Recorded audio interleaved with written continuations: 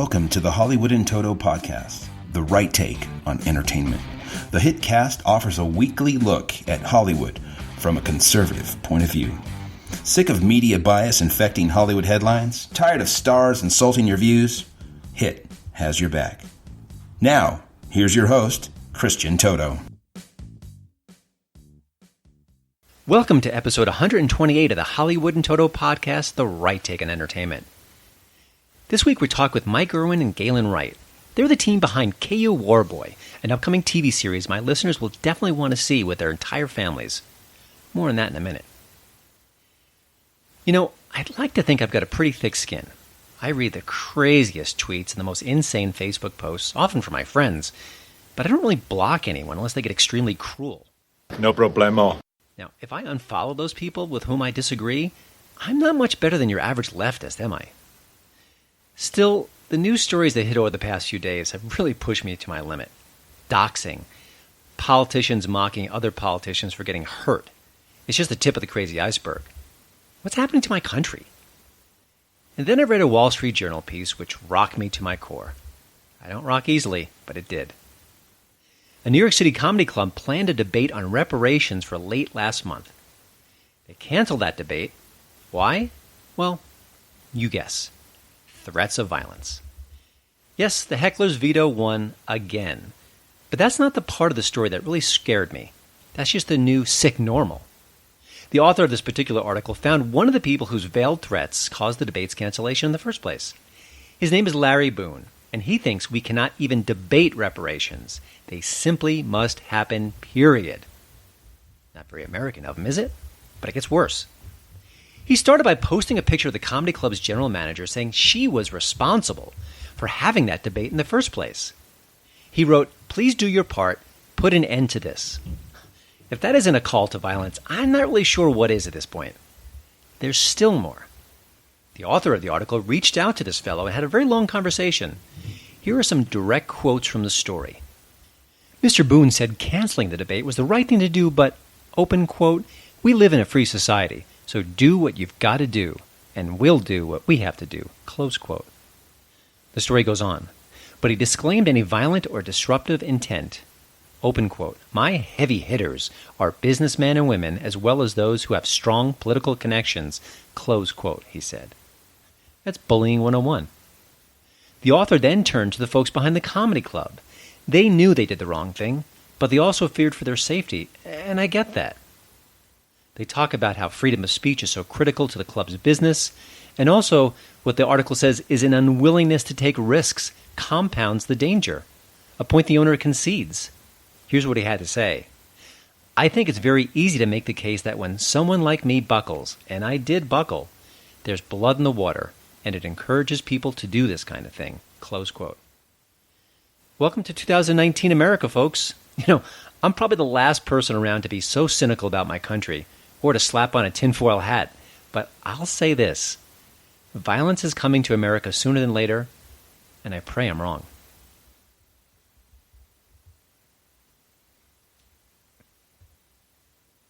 Now here's the tweet of the week.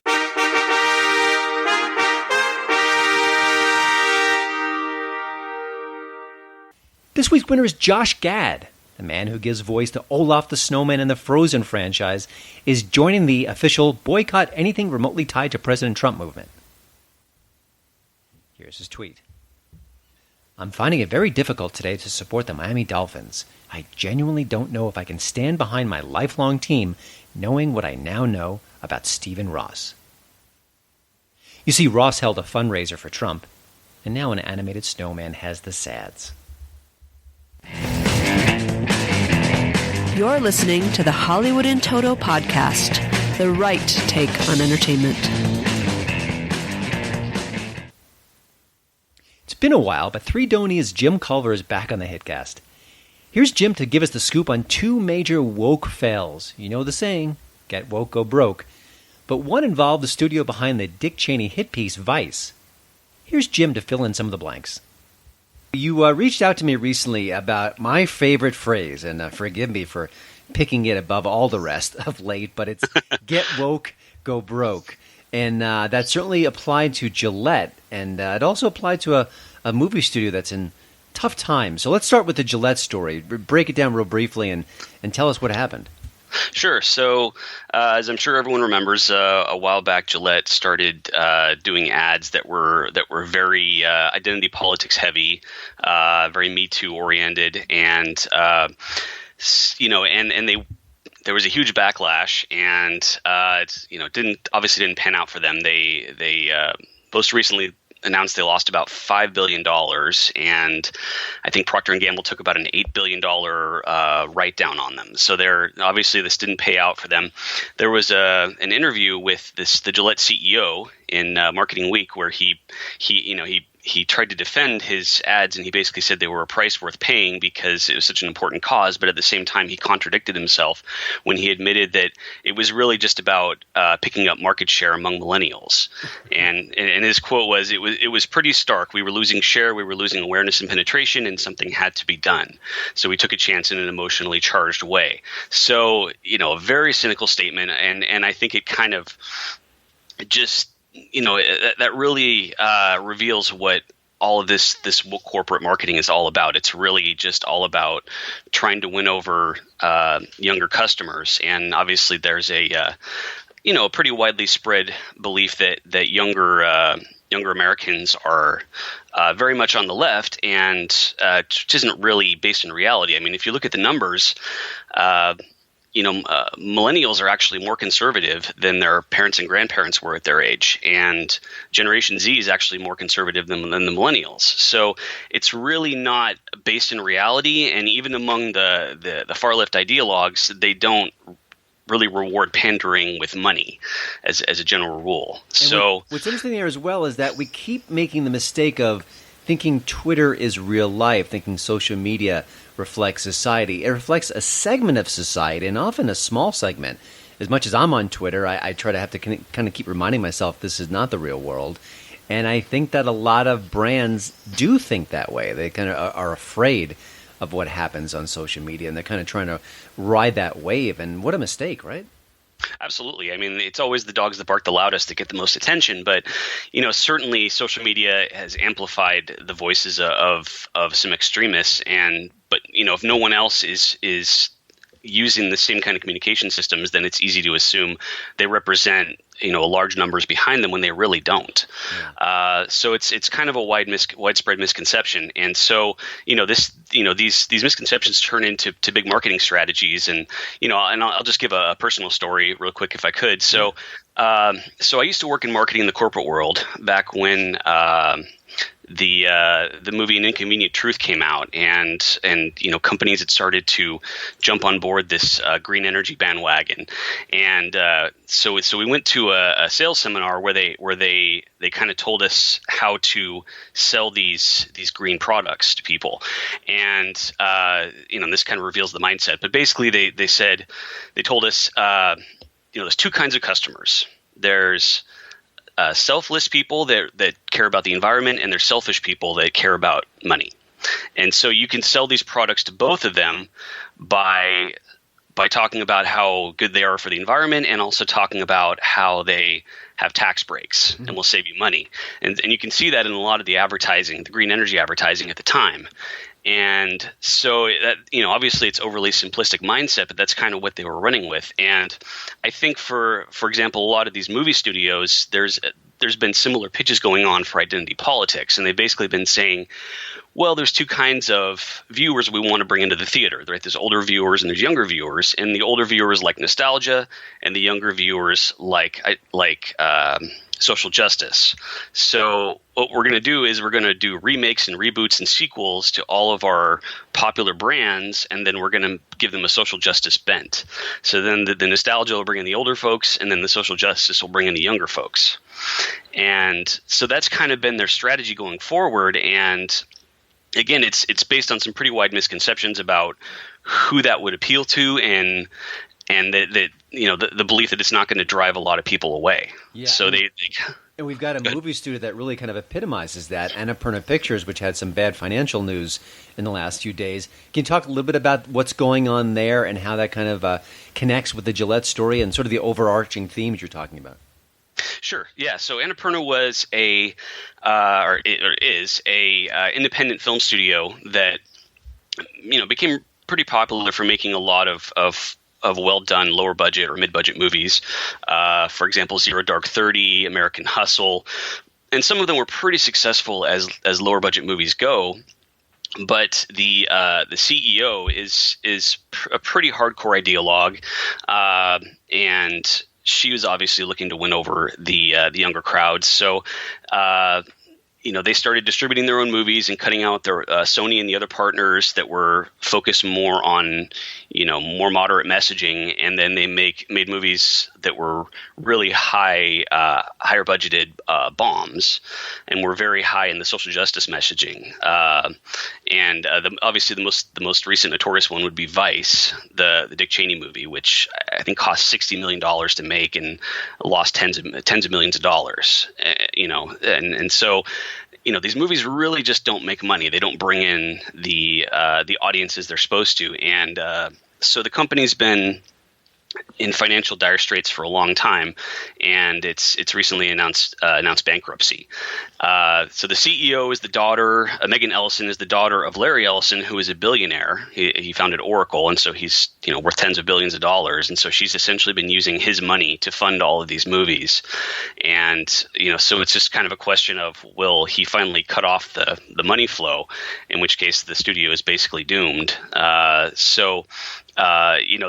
obviously the most recent example of And what's interesting is it isn't just this small studio, because you look at what's going on with Star Wars, you look at movies like Long Shot, Late Night. They're all kind of getting woke and not really connecting with audiences. And I can look at my site, and I can look at Breitbart News and some other right of center outlets, Threedonia as well. And say, okay, we get it. We see something going on. We see the cultural shifts.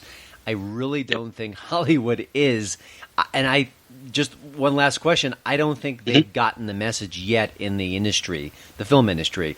Do you think it's filtering through, or do you think there's going to be a few more bombs heading our way before they realize that this approach isn't going to work?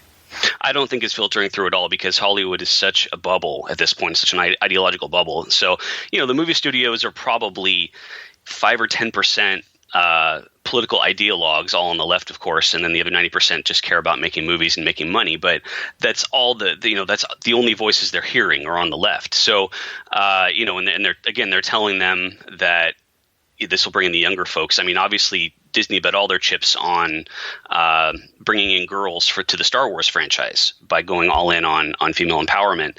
So they figured, we've got our Star Wars brand that'll bring in the older folks, and then the boys will want to go because it's Star Wars, and then the girls will want to go because it's it's female empowerment. And they're obviously, they started out really strong, but The Last Jedi seemed like the straw that broke the camel's back. I mean, since then, Solo has bombed. The sales on toys and theme parks are lagging. They actually announced low earnings for the last quarter for Disney, right after Endgame. They should have been absolutely flush. So I think it's definitely taking its toll, and so I think it's going to take a long time. And even if you look at the next phase of Marvel, they've made all these announcements, that the movies and TV shows are going to be more heavily layered with identity politics than they were in the past. So I think it's really going to take a long time for the message to sink in. I really think that it's they've already announced all these projects for the next few years for Marvel, and their movies are still making $1 billion a movie. So I think they're thinking they can just keep right on course for the immediate future, and it's going to take a lot of losses for them to really wake up.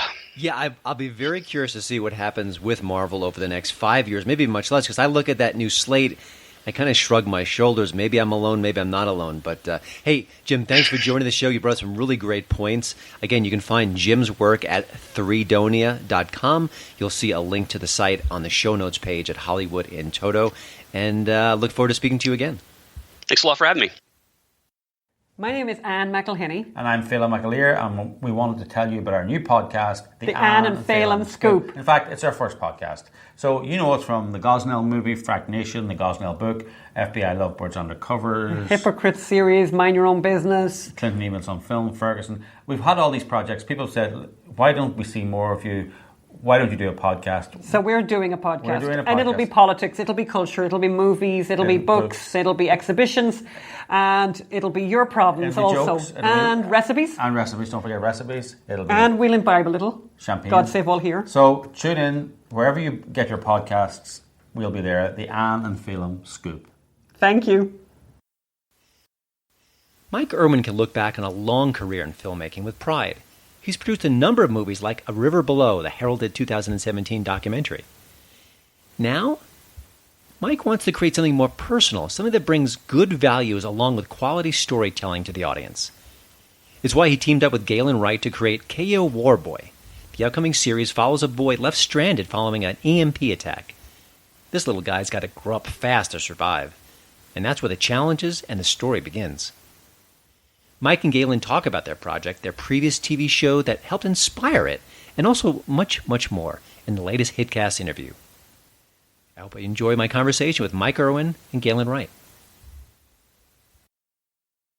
Well, thank you, Mike and Galen, for joining the show. Now, I think that anytime a project like this comes up, I always curious about the spark, the inspiration. Was it a sort of a series of events that made you want to make this story? But from your perspective, how did things start initially with Cayo Warboy? Well, I wrote the thing for my nephew, whose name is Cayo. Okay. And he's a 10-year-old kid, and he's a really good little actor. He's been in the Oregon Shakespeare Festival and some other theater. He was Chip the Cup in Beauty and the Beast. And so for his birthday, I wrote him a screenplay. I wanted something that could be shot locally with a smaller cast, natural light. And then I showed this script to Mike, and he really liked it and thought it had some good potential. So that's really how the whole thing started, just as a birthday present for my nephew Cayo. And you've set the birthday present bar way too high. So I'm going to complain right there, because now other kids are going to expect something as wonderful as that. But well, Mike, obviously you connected with the material. Talk about, you're a longtime producer. It's not just someone saying, hey, I like your story. You wanted to do something with it. Talk about that. What connected with you about the project? Well, I had just come back from doing a documentary in the Amazon River for a number of months, and I was really contemplating just, retiring because I'm getting up there. And but when Galen brought me the script, it hit something in my heart that I've been wanting to do for a long time, which is just a good, wholesome adventure story with all the sort of boxes checked of things that I think can uplift the audience and young people. And it's just something that I've wanted to do for a long time as a producer. And my particular sort of positioning in the producerial marketplace was doing a basic sort of a product for the pipeline, which are sort of blue label movies, like when you go to the market, you get blue label peas that have the Albertsons label or whatever your local market is. Uh-huh. So the kind of movies that we made to fill the pipeline, and they weren't always the genre or the message that I wanted to express personally. So Galen really delivered something that inspired me and moved me. So that's how we got going. Now, I understand, I think, Mike, you and I emailed off air. You said that this TV show, The Rifleman, ties into this project, and that was intriguing to me, and I thought it'd be intriguing to our listeners. Talk a little bit about the connection between two, it seems like different projects, but obviously there's some tissue between them. Well, it doesn't really tie in other than, both for Galen and myself, it was a very potent childhood show. Mm-hmm. And it was a single dad and a young boy, and the show would frequently feature the young boy getting in some kind of trouble. He'd get all messed up with being just a boy, and then his dad would sort of help him through to find a conclusion that would empower him as growing into a man. So that was a very powerful show for us that resonated for us as boys. And so we used it as kind of a marker for creating the episodic adventures of Cayo, so that each one hopefully will deliver that message of becoming a man. You know, I don't know if the statistics are exactly right here, but depending on where you get your facts, but close to half of all kids are raised in a home without a dad present. So, you know, it's really an interesting kind of crisis. How does a boy learn to become a man? You know, how to tie a knot, how to clean a fish, how to catch a fish, you know, how to treat people with respect, how to love your enemy. How's that take place? Now, our show, Cayo, isn't going to answer all those questions, but it begins to get at some of those themes of what does it mean to be a man. And Cayo, you know, he's out there trying to figure out how to survive in the wilderness, and he is just not equipped. So he's got a lot of lessons to learn, and that's kind of the fun of the series. From what I understand, there are some themes here, even some biblical themes, not hit you over the head style, but you can take something away from your story, above and beyond being entertained and intrigued by it. Talk about, as storytellers, straddling that line between wanting to impart something decent and noble and not hitting you over the head with it. Because I see so many filmmakers today and so many storytellers do just that, where the movie or the TV show stops cold and all of a sudden we get the lecture and it's so obvious and it's so ham-handed. How do the both of you, when you're working together, avoid those moments? And is it hard to do that? Yeah, this is not at all agenda-driven. I think if you're a Christian, you'll see all kinds of allusions and whatnot to biblical themes. I mean, really, it's a retelling of David and Goliath, only Goliath is nuclear war. You know, we for instance, there's a scene where Cayo comes across a guy who's suspended in the trees. He's a paratrooper, and he's all caught up, and he's got a limb stuck through his side, and he's suspended. You know, I think some Christians would say it's kind of a Christophany. And in fact, Cayo tries to save him by taking his spear and handing up his handkerchiefs soaked with water to give the guy a drink. Well, a Christian would probably say, well, I've seen that scene, in the Gospels. But, you know, non-Christians would watch this movie and they would sense no agenda, whatnot. It's just there are some biblical themes, again, like love your enemy, how to be more self-sufficient and take responsibility. Again, some biblical themes, but this is not some evangelical push to, you know, preach the 4 spiritual laws or something crazy like that. Mm-hmm. Did you want to finish some thoughts? I want to interrupt you. No, that's fine. Okay. You know, a lot of times what I'm seeing lately is right of center, right leaning, however you want to describe the artists. They're going around the system. They're not going to NBC or Netflix and saying, hey, here's my pitch. Do you like it? Do you not like it? Let's get into business. And we've seen it with Gosnell. We've seen it with the Unplanned movie. This sounds to me, just from what I know about the project so far, is that it's not a typical route to the small screen. Talk about going in that direction and why you decided to go that path, and then we get more specific about what you're doing. Okay. Well, I have done, you know, financial raises for films for a long time in all different kinds of contexts.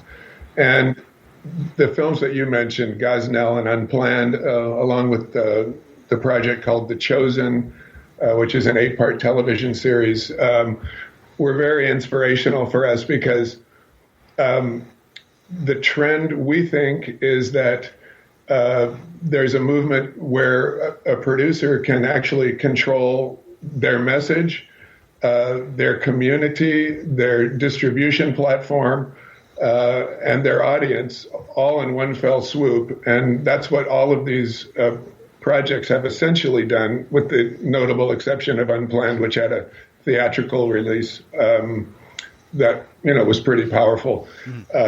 But Gosnell, I think, showed that they can create a community and raise all the money they need without going to Hollywood. And there are complications when you go to Hollywood because you have to sort of do what the money tells you to do or what the distribution tells you to do. And we were greatly inspired by The Chosen because The Chosen created a community of over 20 million people that watched their trailer and invested in their film. And so we decided to adopt that model that The Chosen has used. And we're very excited about it because it lets us tell the story we want to tell. The people we want to interface with will be found through the social media, marketing efforts. And we will create a community for Cayo, not just blasting it out to sort of an arbitrary audience. And in doing that, you create loyal people who are invested in the story, in the process, even in the community itself. It sounds like you've had good success early on. How do you know that your social media outreach is being successful beyond the numbers? Is there sort of a sense you get that, hey, there is momentum here, we're on the right path? Yes, you just sort of get it, and to do this type of offering and this type of paradigm, if you could use that word, you need marketing experts, and you need people that know how to create click funnels and create traffic on the internet. And we did a very small 2 or 3 day sort of soft launch for our project. And we had an overwhelming response for us. We had over 500,000 people visit the website, and over 250,000 people watched our trailer from beginning to end. So that was very exciting for us because it showed us that our data assets, our video assets were connecting, that Cayo was connecting as a young actor, and that people want to see this kind of story. So that was after a very small, soft opening. Yeah, it for very little spend as well. What's great about it is you get to interact with people right away on Facebook and whatnot, and you're getting direct feedback about the trailer and about the feelings, and you'll get folks from the right, from the left, having different responses to some of the themes. And, some accusing it of being right wing, some accusing it of being left wing. And the response is, hey, Cayo, he's 10 years old. He doesn't know the difference between a Republican and a Democrat. So it's really great to have that kind of direct interaction with your target audience. What's been the most interesting reaction so far? I mean, you get the ideologues, like you mentioned, on both sides, or maybe people saying, hey, I can't wait to see it. That's wonderful. But any sort of feedback that either you didn't expect or you just thought, wow, we kind of touched on something that I wasn't even aware of? Well, the backdrop of the story is there's a nuclear event, an electromagnetic pulse bomb that wipes out the grid. North America goes dark. And I don't know if you know much about that. Surprisingly, my nephew Cayo said, yeah, I learned about that in school. It's kind of interesting. But, the crazy thing, that's a very real possibility, whether it be Iran or North Korea or Russia or whatnot. But that whole geopolitical backdrop really wasn't the heart of the story. That's almost more of a metaphor for the disintegration of Cayo's nuclear family. The family announces there's going to be a divorce. Cayo runs away. He's distraught. He hides out in his secret little cave. And just at that moment, this EMP strikes. So that backdrop, generates a lot of response. And the good news is most of our facts are we didn't get challenged too much, because you got to get that stuff right. You don't want to just, create erroneous backstory. Yeah, in today's day and age, people will call you out for it. I think a lot of filmmakers really have to kind of dot the I's and cross the T's when they're doing any kind of story, even fantasy, because they will know that you've kind of messed something up. let's talk about sort of moving forward. Is there sort of a time frame that you have in mind for production, for raising the funds, for any sort of a thumbnail sketch on that part of it? Yes, we are starting our major social media push in the next 2 weeks, and we're going to be raising money through both an ask for support, a financial ask, and also through a pre-sale of the series. So people will be able to pre-buy the series on our website. And we will use the funds from that to produce a pilot, about a 20-minute pilot, which will then drive and also digital advertising expenses. That will then drive our Regulation A+ offering, which we will utilize as The Chosen did to raise the funding for the entire 8-part series, and several $1 million of advertising to support that and build the community. You know, it's interesting. I'm kind of changing gears a little bit here. I just did an interview with the directors of a new film called The Peanut Butter Falcon, and it's about a young man who has Down syndrome, and it's a wonderful story. I highly recommend it. But the filmmaker said they just weren't aware that making a story that showed a person with Down syndrome as just a hero, just a regular guy, the impact it had on the culture. And it just shows you what pop culture can do and the messages it can send. And obviously people on the left are kind of using that as they want to do and the messages they want to send. Talk from your perspective a little bit more about sort of putting something noble and decent and uplifting into a product. Because Mike has been doing stories for years that maybe didn't fall directly in this line, but now you are and Galen is. Talk about that as sort of either a mission or a legacy or just the impact that could have. Well, I think there's a real revolution taking place. I mean, what you're seeing is films with a strong either family values or Christian message or espousing Judeo-Christian values. They're getting better and better. They were, like, to your point, they were just god awful and horribly produced. And that's what's so exciting for me about partnering with Mike, because he does really, really quality stuff. I mean, you take a look at this last film he did, A River Below. It's just being touted and heralded. It's brilliant and beautifully produced. And that's what Christians have got to do. We've got to produce unparalleled quality without that agenda-driven message. And this gives an opportunity to do that. And what's really cool is this kind of backing where really the target audience, they're the producers. So that's the revolution. That's the Hollywood 2.0, where that target audience, instead of the rich fat cats in Hollywood, are the producers delivering films with quality messages, but shot beautifully and executed beautifully. That's the goal. That's what we're doing. Yeah, and I've noticed that. I mean, I'm a film critic, so I've watched a lot of faith-based movies. And in the beginning, they were tough. I mean, the production values were weak, and the acting was sort of inconsistent at best, and that might be unkind. And there was a movie early this year called Breakthrough about it was based on a true story. It was a wonderful film, and it had a real faith-based message. But I thought it was just extremely well produced. It made me tear up, and it was everything you'd want in a film, and it had that message which I thought was uplifting and positive and in all the best of ways. So I do agree with that.